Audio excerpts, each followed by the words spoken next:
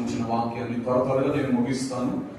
నేను ఒక అరగంట దేవుని వాక్యాన్ని చెప్తాను. మీరు శ్రద్ధగా వినవలసిందిగా ప్రభు పేరిట మనం చేస్తున్నాను. త్వరగా ఎండగా ఉంటుంది కాబట్టి బాగా త్వరగా నేను ముగిస్తాను.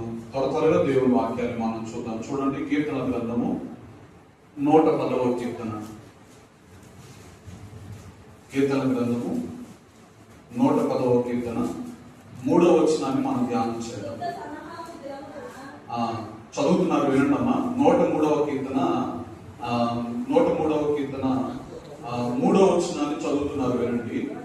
110వ కీర్తన 3వ వచనం. యుద్ధ సన్నాహ దినమున నీ ప్రజలు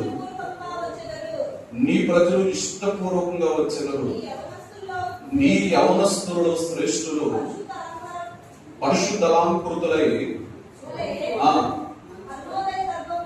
అరుణోదయ గర్భములో నుండి నీ యొద్దకు వచ్చెదరు. ఈ మాట నాతో పాటు మీరు అందరూ చెప్తున్నా.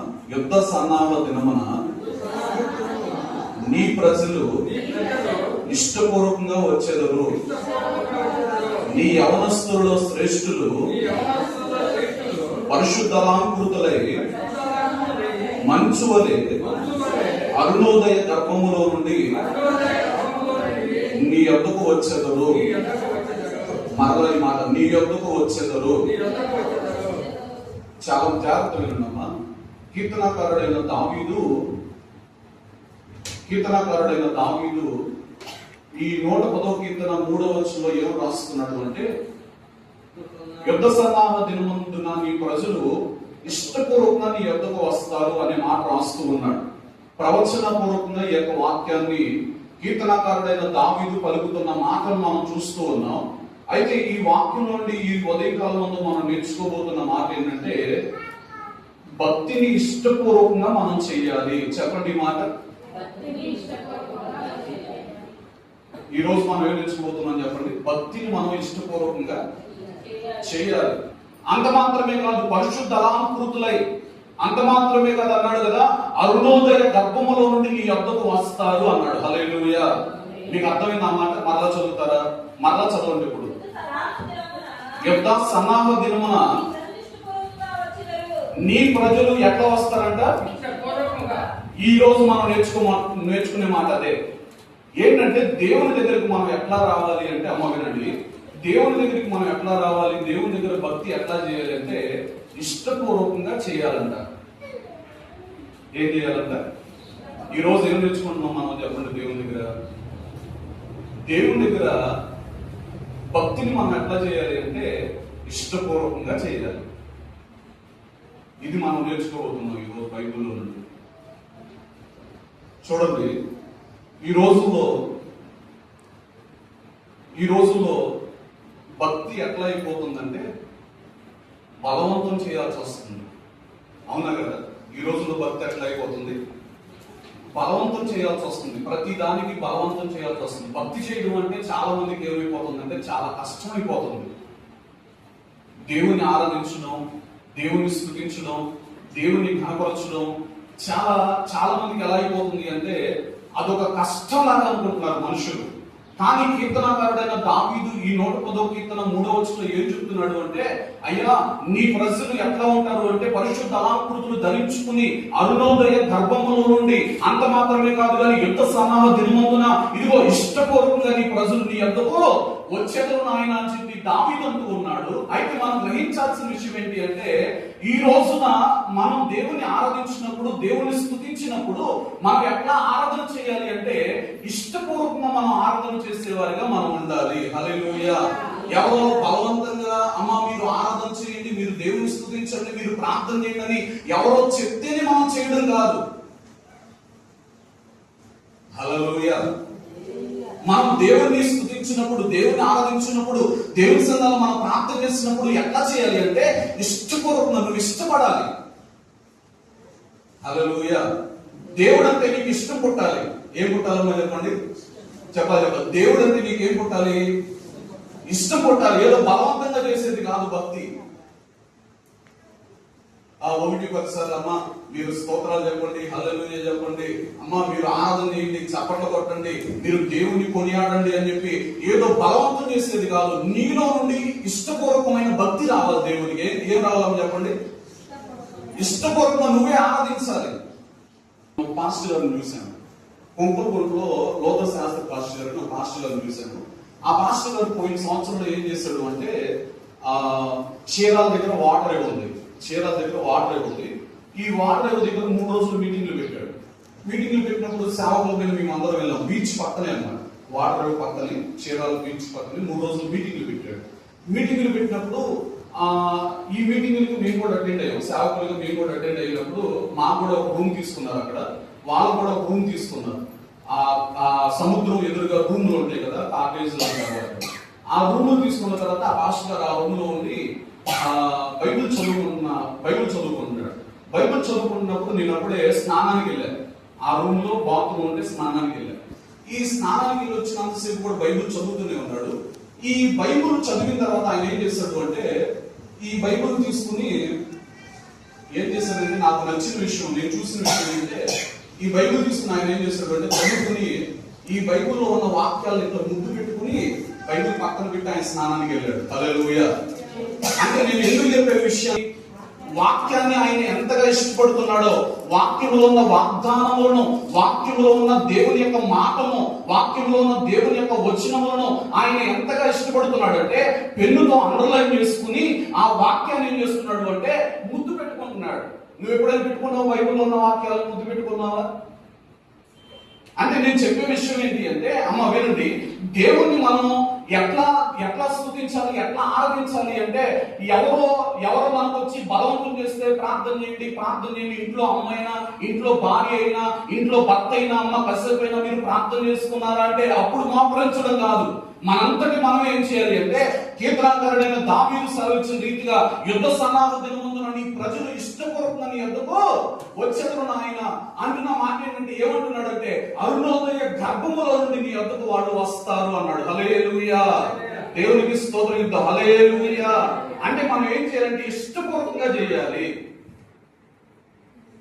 భక్తిని ఎట్లా చేయాలి మనం చెప్పండి? ఇప్పుడు ఇష్టంతో చేయాలి భక్తిని, కష్టంతో కాదు. చాలా మందికి ఎట్లా ఉంటుంది భక్తి చేయాలంటే? చెప్పండి, ఈ రోజుల్లో ఎట్లా ఉంటుంది? చాలా మందికి భక్తి చేయాలంటే, ప్రార్థన చేయాలన్నా, దేవుని స్తుతించాలన్నా, ఆరాధించాలన్నా, ఇక్కడున్న పాస్టర్ గారు కానీ, ఇక్కడున్న నడిపించే నాయకుడు గారు ఏం చేయాలి? అమ్మ చప్పట్లు కొట్టండి, అమ్మ ప్రార్థన చేయండి అంటేనే కానీ చేయట్లే ఈ రోజుల్లో. కీర్తనాకారుడు అదే చెప్పాడు, వాక్యాన్ని కూడా మీకు చూపించాను నేను. దినమందున నీ ప్రజలు ఇష్టపూర్వకంగా నీ యొద్దకు, ఎవరి యొద్దకంట? దేవుని యొద్దకు ఎట్లా వెళ్తున్నారంట వాళ్ళు?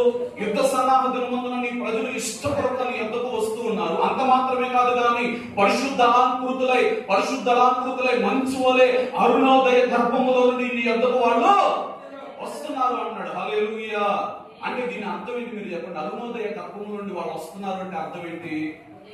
ఉదయకాలమే ఎవరైతే ప్రార్థన చేస్తున్నారో ఈ అరుణోదయ గర్భముల నుండి ఎవరు వెళ్తున్నారంటే దేవుని దగ్గరకు వాళ్ళు వెళ్తున్నారంట. హల్లెలూయా. అర్థమైంది? అర్థం కాలేదా? అరుణోదయ గర్భం అంటే ఏంటి చెప్పాలి. అరుణోదయ గర్భంలో నుండి వాళ్ళు నీ యొద్దకు ఉదయకాలం లెక్కనే రేడి మొదటి జామున వాళ్ళు ఏం చేస్తున్నారంటే వాళ్ళు నీ యొద్దకు వస్తున్నారు నాయన, ఇష్టపూర్వకంగా నీ యొద్దకు వస్తున్నారు. యుద్ధ సన్నాహ దినమందున నీతో కలిసి యుద్ధం చేయడానికి, నీతో కలిసి జయించుటకు, నీతో కలిసి పోరాడుటకు, నీతో కలిసి నీ ప్రణాళిక, నీ చిత్తమును నెరవేర్చుటకు వాళ్ళు ఏం చేస్తున్నారంటే ఇష్టపూర్వకంగా నీ యొద్దకు వస్తూ ఉన్నారు. హల్లెలూయా. ఎవరితో కలిసి అంటే చెప్పండి? వాళ్ళు వెళ్తుంది ఎవరితో కలిసి? ఇష్టపూర్వకంగా భక్తి చేస్తున్న వాళ్ళు ఏంటంటే వాళ్ళు దేవునితో కలుస్తారు, ఏకీభవిస్తారు. హల్లెలూయా. హల్లెలూయా. వాళ్ళకి అన్ని ఎట్లా ఉంటాయి అంటే దేవునితో కలిసి అన్ని దేవుని ద్వారానే ఉంటాయి. వాళ్ళకి సంతోషమైన, ఆనందమైన, శ్రమలైన, ఇరుకులైన, ఇబ్బందులైన వాళ్ళకి ఎట్లా ఉంటాయి అంటే ఇష్టపూర్వకంగా ఎక్కడికి వెళ్తారు అంటే వాళ్ళు యుద్ధంలోనికి వెళ్తారు. హల్లెలూయా, హల్లెలూయా. కాబట్టి ఇప్పుడు మనం భక్తిని ఎట్లా చేయాలంటే ఇష్టపూర్వకంగా మనం చేసేవారికి మనం ఇష్టపూర్వకంగా భక్తి చేస్తున్నాడు ఎవరు ఉన్నారు బైబిల్లో? ఇష్టపూర్వకంగా ఎవరు చెప్పకుండా చెప్పండి ఎవరున్నారు? నేను ఒక విషయాన్ని మీకు అర్థమయ్యే రీతిలో నేను గుర్తు చేస్తా. ఒక విషయాన్ని చాలా జాగ్రత్తగా విన్నానమ్మా. పాపాత్మురాలైన స్త్రీ మనందరూ తెలుసు, చాలాసార్లు మీకు చెప్తున్నా కాబట్టి మీరు అర్థం చేసుకోండి, వాక్యాన్ని అర్థం చేసుకోవడానికి ప్రయత్నం చేయండి. పాపాత్మురాలైన స్త్రీ ఉంది. ఈ పాపాత్మురాలైన స్త్రీ ఏం చేసిందంటే బైబిల్లో యేసు ప్రభువు ఎవరింటికి భోజనానికి వెళ్ళాడు అంటే పరిసయ్యుల ఇంటిలోనికి భోజనానికి వెళ్ళాడు. వెళ్ళినప్పుడు మరి ఈ పాపాత్మురాలైన స్త్రీకి ఎట్లా తెలిసింది? అక్కడ వాక్యంలో రాయబడిన మాట ఏంటంటే, లోకసువార్త 7వ అధ్యాయంలో రాయబడిన మాట ఏంటంటే, పరిసయ్యుడి ఇంటిలో యేసు ప్రభు ఉన్నాడని తెలుసుకుని, ఈ వాక్యంలో రాయబడిన మాట ఏంటమ్మా? పరిసయ్యుడి ఇంటిలో ఎవరున్నారు? చూడండి ఆ మాట చదవడం. ఎన్నో వచ్చిన ఎన్నో వచ్చినమ్మా? 7:36 నుండి చదువునా. పరిసయ్యులో ఒకడు అమ్మ చాలా జాగ్రత్త. పరిసయ్యులో ఒకడు తనతో కూడా భోజనం చేయవలనని ఎవరిని అడిగాడు? యేసు ప్రభు వారిని అడిగాడు. ఏమని? అయ్యా మా ఇంట్లో భోజనానికి రా ప్రభు అని చెప్పి యేసుని అడిగాడు. ఈ పరిసయ్యుడు అడిగాడు. ఆయన ఆ పరిసయ్యుని ఇంటికి వెళ్ళాను. ఈ మాట వినండి. భోజన బంతిలో యేసు ప్రభు వారు కూర్చున్నప్పుడు ఆ ఊరిలో ఉన్న ఒక పాపాత్మురాలైన స్త్రీ ఈ మాట మనం పట్టుకోవాలి. ఏ మాట మనం పట్టుకోవాలి? ఈ మాట చెప్పండి. యేసు పరిసయ్యుడి ఇంట భోజనానికి కూర్చున్నాడని తెలుసుకుని అని చెప్పండి. భోజనానికి కూర్చున్నాడని తెలుసుకుని అని మాట చెప్పండి అమ్మా. చెప్పండి చెప్పండి. భోజనానికి కూర్చున్నాడని తెలుసుకుని అనే మాట చెప్పండి. ఇప్పుడు చాలా జాగ్రత్తగా ఆలోచించండి. ఈ పాపాత్మురాలైన స్త్రీకి యేసు ప్రభు దగ్గరికి నువ్వు వెళ్ళు వెళ్ళు వెళ్ళు వెళ్ళు, ఆయన పాదాల దగ్గరికి వెళ్ళు, ఆ కన్నీళ్లు కాచు నీళ్లు కాచు అని ఎవరైనా చెప్పారా? ఆమె ఏం చేసింది? పాపాత్మురాలైన స్త్రీ ఏం చేసింది? ఆమెలో ఉన్న పాపమును గ్రహించి, అయ్యో నేను పాపాత్మురాలనే, నాకు విమోచన కావాలి, నాకు విడుదల కావాలని ఆమె ఏం చేసిందంటే, యేసు ప్రభు ఎక్కడ ఉన్నాడు అంటే యేసు ప్రభు వారు పరిసయ్యుడి ఇంటిలో ఉన్నాడని తెలుసుకుని ఆమె ఏం చేసిందంటే ఒక అత్తరు తీసుకుని వెళ్ళి ఏం చేసింది అంటే ఆయన పాదముల దగ్గరికి వెళ్ళి అత్తరు రాస్తూ ఆమె కన్నీళ్లతో ఆయన యొక్క పాదములను తుడిచినట్లుగా మనం చూడగలుగుతున్నాం. హల్లెలూయా హల్లెలూయా. ఎవరైనా చెప్పారా ఆమెకి? ఆయన పాదాల దగ్గరికి వెళ్ళమని ఎవరైనా చెప్పారా? అంటే అమ్మ వినండి, దేవుని యొక్క పాదముల ఎదుట సాగిలు పడ్డానికి, దేవుని యొక్క బలిపీఠం ఎదురుగా సాగిలు పడ్డానికి మొదట్లో అయితే హల్లెలూయా హల్లెలూయా దేవుని వాక్యం అదే చెప్తుంది. ఈ పాపాత్మురాలైన స్త్రీ ఏం చేసింది అంటే యేసు ప్రభు వారు పరిసయ్యుడి ఇంటిలో ఉన్నాడని తెలుసుకుని ఏం చేసిందంటే వెళ్ళిపోయింది. వెళ్ళి ఏం చేసింది అంటే ఆయన పాదముల దగ్గర పడి కన్నీళ్లు కారుస్తుందంట. హల్లెలూయా దేవుడికి స్తోత్రం. హల్లెలూయా. మీకు అర్థమవుతుందా? వాక్యం అర్థం కావట్లేదా అమ్మ? వింటున్నారా? అంటే ఇప్పుడు మీరు తెలుసుకోవాల్సిన విషయం ఏంటి? మీరు ఏం తెలుసుకోవాలి? చెప్పాలి. ఏం తెలుసుకోవాలి మీరు? దేవుడు ఎక్కడ ఉన్నాడో అది తెలుసుకోగలిగి నువ్వు వెళ్ళి నువ్వేం చేయాలంటే భక్తిని ఇష్టపూర్వకంగా నువ్వు చేస్తే ఆయన పాదముల దగ్గర నువ్వు కన్నీళ్లు కాచినట్లయితే, చూడండి ఆ మాట చదవండి. ఒక మాట ఆ మాట చదవండి. యేసు పరిసయ్యుడి ఇంట్లో ఉన్నాడని తెలుసుకొని ఒక బుడ్డిలో అత్తను తీసుకుని వచ్చి వెనక తట్టు ఆయన పాదముల యొద్ద నిలవబడి ఏడ్చుచు కన్నీళ్లతో ఆయన పాదములను తడిపి తన తల వెంట్రుకలతో తుడిచి ఆయన పాదములు ముద్దు పెట్టుకుని ఆ అత్తరు వాటికి పూసెను. ఆయన పిలిచిన పరిసయ్యుడు అది చూచి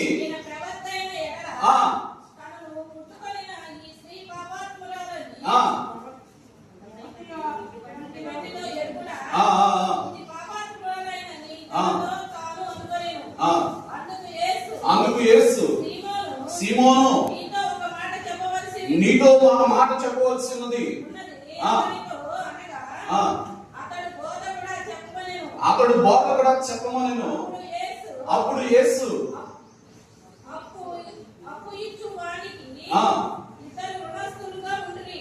ఈ కింద వరకు మీరు వెళ్ళినట్లయితే, కింద వచ్చినాలని మీరు చదివినట్లయితే యేసు ప్రభువు చెప్పిన మాట ఏంటంటే అక్కడ ఆమె విస్తారంగా ప్రేమించింది కాబట్టి ఆమె యొక్క విస్తారమైన పాపములు ఆ మాట అమ్మ ఈ మాట చెప్పండి, ఆమె విస్తారంగా ప్రేమించింది.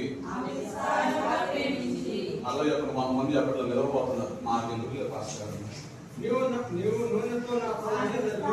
మీరు ఈ ఆత్మీయమైన విషయాలు తెలుసుకోకపోతే మనం ఎదగలేదు. మనం ఏంటంటే ఇక అంతే అట్లాగే ఉంటాం. ఏ విషయంలో మనం దీవింపబడలేదు. కానీ నేర్చుకున్నాం, చాలా మంచి విషయాలు నేర్చుకోవాలి మనం. అవునా కదా?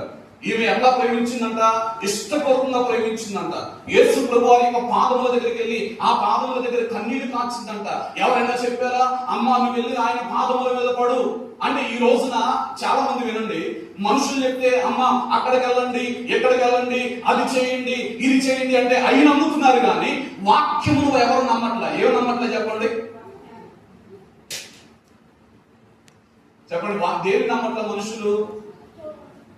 అమ్మ అది చేయండి, అక్కడికి వెళ్ళండి, ఆ దగ్గరికి వెళ్ళండి మీకు పోద్ది, ఏ దగ్గరికి వెళ్ళండి మీకు పోద్ది అంటే వెళ్తున్నారు. ఆ దగ్గరికి ఏ దగ్గరికి వెళ్తే ఏం పోద్ది అంటే ఉన్నది కూడా మొత్తం కూడా ఏమవుతుంది, ఉన్నది మొత్తం పోతుంది. కానీ మనం ఎక్కడికి వెళ్ళాలి అంటే యుద్ధ సన్నాహ దినమందున అరుణోదయ గర్భములో నుండి నువ్వు ఎక్కడికి వెళ్ళాలి అంటే దేవుని దగ్గర నువ్వు ఇష్టపూర్వకంగా వెళ్ళినట్లయితే దేవుడు ఖచ్చితంగా నీ జీవితంలో మేలు చేస్తాడు. హల్లెలూయా, హల్లెలూయా. ఇదిగోండి, సేవకులు ఉన్నారంటే ఒక సంవత్సరం చెప్తారు, 2 సంవత్సరాలు చెప్తారు, 3 సంవత్సరాలు చెప్తారు. ఇంకా నువ్వు ఎదగలేక, ఇంకా నువ్వు భక్తులు అట్లాగే ఉన్నట్లయితే మనం ఎవరేం చేయగలరు? ఎవరు కూడా ఏమీ చేయలేరు.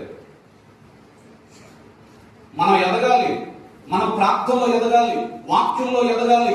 ఇంకా దేవుని యొక్క పాదముల దగ్గర పడి ఆయన పాదముల దగ్గర కన్నీరు కాచే స్థితిలోకి మనం ఎదగాలి. ఇష్టపూర్వకంగా దేవుని మనం ఏం చేయాలి అంటే హృదయపూర్వకంగా ఇష్టపూర్వకంగా దేవుని మనం ఆరాధించగలిగిన స్థితిలోకి మనం వెళ్ళాలి. హల్లెలూయా. అమ్మ మనిషి కంట ఇష్టం ఉంటే ఏదైనా చేస్తాడంట. ఏం చేస్తాడు చెప్పండి? హల్లెలూయా. నా హృదయం ఎంతో జీవము గలదే. యేసయ్య గారు ఏమన్నాడంటే కానుక అయిపోయాను. ఎక్కడైపోయాడంటే ఆయన కానుక ఎట్లా అయ్యాడు? ఎవరైనా చెప్పారా? వాళ్ళ నాన్న కానీ వాళ్ళ అమ్మ కానీ అయ్యా. దేవుడు ఏం చేస్తాడు ఇప్పుడు? ఆయన యొక్క మినిస్ట్రీని ఏం చేస్తాడు ఇప్పుడు చెప్పండి? కొన్ని కోట్ల మంది ప్రజలు ఇచ్చాడు. నేను చెప్తున్నాను, దేవుని నువ్వు ఇష్టపడగలిగితే, ఎవరిని ఇష్టపడాలి? దేవుని నువ్వు ఇష్టపడగలిగితే ఆయన నీ జీవితంలో, నీ కుటుంబ జీవితంలో, నీ పిల్లల జీవితంలో మేలు చేయకుండా ఏమాత్రం కూడా ఉండడు. నువ్వు ఎవరిని ఇష్టపడాలి అంటే దేవుని ఎక్కువగా ఇష్టపడాలి, ఇష్టపూర్వకంగా రావాలి. ఇంకా నేను ఒకటి బలవంతం చేసి ఇంకా ఏదో పాస్టర్ గారు ఆదివారం ఏదో బాధపడతాడు, ఆయన కోసం 10 రూపాయలు 5 రూపాయలు చేస్తారు, దానికోసం కాదు. నువ్వైనా నేనైనా ఎవరిని ఇష్టపడాలి అంటే మనం దేవుని ఎక్కువగా మనం ఇష్టపడితే, అందుకే అన్నాడు పౌలు అన్నాడు, విశ్వాసం లేకుండా దేవునికి ఇష్టడై ఉండుట అసాధ్యం అన్నాడు. దేవుని దగ్గరకు వచ్చేవాడు ఎట్లా రావాలంట? ఆయన ఎన్నాడని తను అడుగువారికి ఫలమును దయచేయగలవాడని ఇష్టంతో రావాలి. అంతేగాని బాధతో కష్టంతో అయ్యో ఉసూరు అంటూ కొంతమంది ఎట్లా అవుతారు చెప్పండి? బైబిల్ పట్టుకుని ఎట్లా అవుతారు మందిరాలకి చెప్పండి? ఏదో ఉసురు మంటూ వెళ్ళాలరా బాబు, వెళ్ళకపోతే ఏమైనా వీళ్ళకి ఏంటంటే వెళ్ళకపోతే ఏమన్నా అయిపోతాయేమో వెనకాల అనే భయం. మళ్ళీ ఆ భయంతో వస్తున్నారు ఈ రోజుల్లో జనాలు. దేవుని దగ్గరికి ఎట్లా వస్తున్నారు చెప్పండి? ఈ రోజులో 1 వారం మానితే 2 వారాలు మానితే ఏదైనా కీడు నా మీదకి వచ్చిందేమో అన్న భయంతో దేవుని దగ్గరకు వస్తున్నారు. కానీ విశ్వాసంతో వచ్చేవాళ్ళు లేరు, ఆరాధన చేద్దామని వచ్చేవాళ్ళు లేరు, దేవుని కొనియాడదామని వచ్చేవాళ్ళు లేరు. వీళ్ళకి అలవాటు ఏంటంటే 1 వారాలు 3 వారాలు మందిరానికి వెళ్ళకపోతే ఏదైనా నాకు జరిగిద్దేమో, అందుకని ఏం చేయాలంటే 1 వారం అయినా 1 గంట అయినా పాటలు అయిపోయిన తర్వాత వెళ్ళిపోయి పాస్టర్ గారికి ఏదో ఒకటి తీసి వచ్చేయాలని వస్తున్నారు. దానివల్ల ఏ ఉపయోగం లేదు.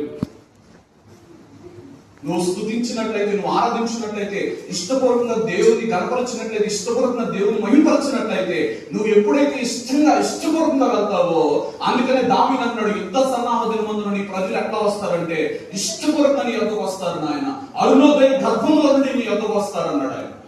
హల్లెలూయా. ఈ పాపాత్మన స్త్రీ ఎట్లా వెళ్ళిందంటే ఇష్టపూర్వకంగా దేవుని దగ్గరికి వెళ్ళింది.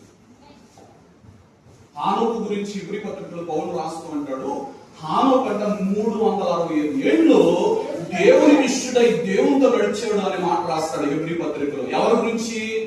హానోకు గురించి. ఎన్ని సంవత్సరాలు? 360 ఏళ్ళు హానోకు ఏం చేశాడంటే దేవునికి ఇష్టడై జీవించాడు, ఇష్టపూర్వకంగా దేవుని వెంబడించాడు అని రాసింది. హల్లెలూయా. దేవుడు తీసుకెళ్ళిపోయాడు హానోకుని. ఎంత ఎదిగినా కనబడలేదు. ఎందుకు కనపడలేదంటే దేవుడు తీసుకెళ్ళిపోయాడు. నడుస్తూ నడుస్తూ అంటే అయ్యో ఇప్పుడు ఇద్దరు స్నేహితులు నడుస్తూ ఉన్నారు. వాళ్ళిద్దరు మాట్లాడుకుంటున్నారు. ఆ స్నేహితుడికి ఆయన ఇష్టమైన తర్వాత ఏం చేశాడు, నాతో పాటు వచ్చి చెప్పి మా ఇంటికి వచ్చి అని చెప్పి తీసుకెళ్ళిపోయాడు ఆయన. అట్లా హానుకు దేవుడు ఏం చేశాడంటే 360 ఏళ్ళు ఇష్టపూర్వకంగా దేవునితో నడవడాన్ని బట్టి దేవుడు ఏం చేశాడంటే హానుకు మరణం అనేది భూమి మీద చూడకుండా దేవుని దగ్గరికి హానుకు తీసుకెళ్లిపోయాడు. హానుకు ఇప్పుడు ఎక్కడ ఉన్నాడో పరలోకంలో దేవుని దగ్గర ఉన్నాడు. హల్లెలూయా. ఏ సాక్ష్యం పొందుకున్నాడంటే అయ్యా ఇష్టపడ్డాడు అయ్యా దేవుణ్ణి. ఇప్పుడు అమ్మ వినండి, మీరు కూడా పరిచర్యకు వచ్చినప్పుడు ఇదంతా మా ఇష్టంతో మేము వచ్చాం. మమ్మల్ని బలవంతం చేసిన వాళ్ళు ఎవరు లేరు. ఇష్టంతో అని దాన్ని ఏమన్నారంటే సమర్పణ. బైబిల్ ఏమన్నారు చెప్పండి? సమర్పణతో మనం దేవుణ్ణి సేవించేవారుగా మనం ఉండాలి. ఒక ఆయన పాట రాసిన భక్తుడు, సమర్పణతో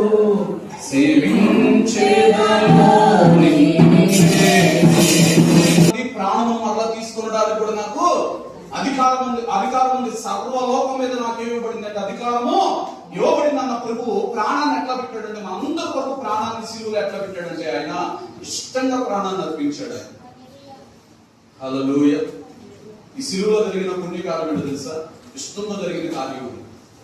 దేవుడు ఆయన చేసిన పుణ్యకార్యం. అందుకే దాన్ని ఏమన్నాడంటే పౌలు శిలువలో ఆయన మనకు జరిగించిన పుణ్యకార్యం ఏంటంటున్నాం. మనం ఏమంటాం తెలుసా? నాకు ఇస్తేనే ఆయన దేవుడు. ఏంటి చెప్పండి? నాకు ఇస్తేనే ఆయన, నాకు ఇస్తేనే, ఇది చేస్తేనే, 1 ఎకరం ఇస్తేనే, 2 ఎకరాలు ఇస్తేనే, ఆర్థికపరమైన ఇబ్బందులు తీరిస్తేనే, నన్ను స్వస్థపరిస్తేనే ఆయనకి నేను ఏదైనా చేసేది. పులిహారైనా ఏంటి చెప్పండి? ఏంటిది పులిహారైనా ఏదైనా ఆయన అప్పుడే. కానీ మనం ఏం చేయాలంటే అమ్మ వినండి, అది కాదు దేవుడు నాకు ఆలోచించకూడదు. ఆ స్థాయిలో నువ్వు దేవుని ఎప్పుడు మనం దేవుని ఆలోచించాల్సిన స్థాయి ఏంటో తెలుసా? ఆయన నన్ను ఇష్టపడ్డాడు, నేను ఆయన ఇష్టపడుతున్నాను. యేసు ప్రభు ఈ మాట చెప్పాడు. ఏమన్నాడంటే తండ్రి నీ చిత్తము నెరవేర్చుట నాకు సంతోషం అన్నాడు. ఏమన్నాడు చెప్పండి? తండ్రి నీ చిత్తము నెరవేర్చుట నాకు సంతోషం అన్నాడు. కీర్తనలో ఆ మాట ఉంటుంది, మీరు చదివినట్లయితే. ఆయన చిత్తము నెరవేర్చుట నాకు సంతోషం అన్నాడు. అంటే దేవుని చిత్తం నెరవేర్చుట నాకు ఇష్టం. దేవుని చిత్తం నెరవేర్చడం అంటే ఏంటి చెప్పండి? ప్రార్థన చేయడం నాకు ఇష్టం, వాక్యం చదువుకోవడం నాకు ఇష్టం, మందిరానికి వెళ్ళడం నాకు ఇష్టం. అంటే ప్రియమైన మనం ఏం చేయాలి అంటే మనం దేవుని ఇష్టపూర్వకంగా మనం దేవుని ఎందుకు మనం వచ్చేవారిగా మనం ఉండాలి. హల్లెలూయా. సమయం లేదు, ఇంకొక వ్యక్తిని కూడా మీకు జ్ఞాపకం చేస్తారు. లూదియా గురించి చూడండి. అపోస్తలుల కార్యములు 16వ అధ్యాయం చూడండి. లూదియా గురించి కూడా మాట చూద్దాం లేఖనంలో. లూదియా గురించి అపోస్తలుల కార్యములు 16-14 వచ్చినాన్ని మనం చదివి. లూదియాను ఆ పై వచ్చినాలు కూడా 2 వచ్చినాలు. విశ్రాంతి దినమున గవిని దాటి నదీ తీరమున. అక్కడ రాయబడిన మాట ఏంటంటే నదీ తీరంలో ఏం పెట్టారంట? ప్రార్థన. అమ్మ వినండి, అక్కడ ప్రార్థన అసలు లేదు. అక్కడ నది ఉంది. ఆ నదీ తీరమున ఏం చేశారంటే ప్రార్థన పెట్టారు. ఎవరు పెట్టారు? ఈ పౌలు, ఈ శీల ఎవరైతే దేవుని పరిచయం చేస్తున్నారో వీళ్ళు విశ్రాంతి దినమున ఏం చేశారంటే ప్రార్థన పెట్టారు. అయితే ఈ ప్రార్థన జరుగుతున్న స్థలానికి ఎవరు వచ్చారంటే అక్కడ రాయబడిన మాట నదీ తీరమున ప్రార్థన జరుగును అనుకుని లూదియా అనే దైవభక్తి కలిగిన ఒక స్త్రీ ఎక్కడికి వచ్చింది అంటే ఈ వ్యాపారం చేస్తున్న లూదియా అనే దైవభక్తి కలిగిన స్త్రీ ఎక్కడికి వచ్చిందంటే నదీ తీరంలో ప్రార్థన జరుగుతుంది కదా అని చెప్పి అక్కడికి వెళ్ళి కూర్చుంది. ఇప్పుడు అమ్మ వినండి చాలా జాగ్రత్తగా. ఎవరైనా చెప్పారా లూదియాకి ప్రార్థన జరుగుతుంది పలానా చోట అని? మనకేం చేయాలి చెప్పండి? మనకేం చేయాలి? మనకేంటంటే 100 సార్లు చెప్పినా రాము. మాకు ఒకవేళ చెప్పలేదు అంటే ఎందుకు చెప్పలేదు అంటారు. చెప్తే మరి ఎందుకు రాలేదు కూడా సంజయ్ శివాలుగా. అది ఎవరు ఎంత తెలియగలంటే మీకే తెలివితేటలు అనుకుంటే దేవుడికి ఎన్ని తెలివితేటలుంది అంటే ఇప్పుడు చెప్పాలి అంటారు. సరే చెప్పాము, చెప్తే రాదు. మరి రాకపోతే మరి నువ్వు కూడా చెప్పాలి కదా, ఎందుకు రాలేదు ఎక్స్ప్లెనేషన్ ఇవ్వాలి. పాస్టర్ గారికి వచ్చి పాస్టర్ గారు ఇందువల్ల నేను రాలేకపోయానండి, నన్ను క్షమించండి అని అడగారు. చెప్పకపోతే మాకు ఎవరు చెప్పలేదు అంటారు. ఇది చెప్పడం వెనకాల నుండి కలవడం కాదు, ఇష్టపూర్వకంగా. లూదియా ఏం చేసిందంటే ఇష్టపూర్వకంగా వచ్చింది కాబట్టి అక్కడ రాయబడిన మాట ఏంటంటే ఆ దైవభక్తి కలిగిన స్త్రీ లూదియా ప్రార్థన జరుగుతున్నప్పుడు వచ్చింది కాబట్టి దేవుడు ఏం చేశాడంటే దేవుడు ఆమె యొక్క హృదయాన్ని తెరిచాడు. హల్లెలూయా. దేవునికి స్తోత్రం. ఈ మాటను బట్టి హల్లెలూయా. దేవుడు ఏం తెరిచాడంట? ఆమె యొక్క హృదయాన్ని తెరిచాడంట. దేవునికి స్తోత్రం కలదు. ఈ రోజున ఆలోచన, మన హృదయాలు ఎందుకు తెరవబడట్లా? మన హృదయాలు ఎందుకు దేవుడు కార్యం చేయట్లేదు అంటే, మనకి ఏం లేదంటే దేవుడి మీద ఇష్టం లేదు. దేవుడి మీద మనకు ఉన్నంత కూడా కష్టమే. కాబట్టి మనం నేర్చుకోవాల్సిన విషయం ఏంటంటే, దేవుని దగ్గరికి మనం ఇష్టపూర్వకంగా వెళ్ళాలి. లూదియా వెళ్ళింది, ఆమె యొక్క హృదయాన్ని తెరిచాడు. పాపాత్ములైన స్త్రీ వెళ్ళింది, ఆమె యొక్క పాపములన్నిటిని కూడా దేవుడు క్షమించాడు. లూదియా వెళ్ళింది, ఆమె యొక్క హృదయాన్ని దేవుడు తెరిచాడు. మూడో మాట కూడా చెప్పి నేను ముగించేస్తా. 80 కోట్లు కాబట్టి ముగించేస్తా. చూడండి. మూడో మాట కూడా రూతు గ్రంథం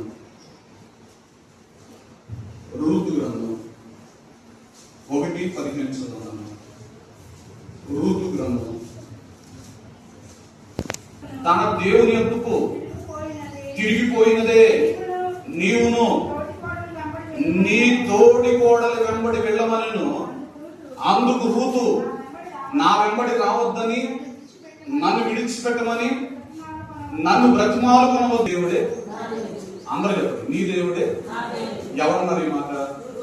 రూతు. అప్పటికి రూతు జీవితంలో ఎట్లా ఉందంటే, మూడు బారిన స్థితి.